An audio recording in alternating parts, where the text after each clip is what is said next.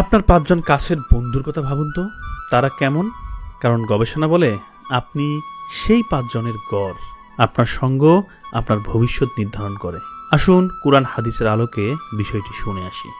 সূরা কাফের ২৮ নম্বর আয়াতে আল্লাহ বলেছেন, যারা সকাল সন্ধ্যা তাদের রবকে ডাকে তাদের সাথে নিজেকে ধরে রাখো।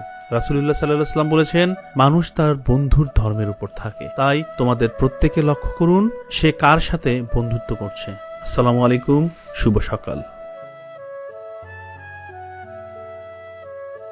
রাসূলুল্লাহ সাল্লাল্লাহু আলাইহি ওয়াসাল্লাম ভালো ও খারাপ বন্ধুর উদাহরণ দিয়েছেন আতর বিক্রেতা ও কামারের মাধ্যমে। আতর বিক্রেতার কাছে গেলে হয় আতর পাবেন, নয়তো সুগন্ধ পাবেন। কামারের কাছে গেলে হয় কাপড় পুড়বে, নয়তো ধোয়ার গন্ধ পাবেন। সহিহ বুখারী। এত সুন্দর উদাহরণ। ভালো বন্ধু আপনাকে ভালো করবে, খারাপ বন্ধু ধীরে ধীরে টেনে নামাবে। আপনার আশেপাশে যারা আপনাকে নামাজে অনুপ্রেরণা দেয়, ভালো কাজে উৎসাহ দেয়, সত্য কথা বলে, তাদের কাছে রাখুন।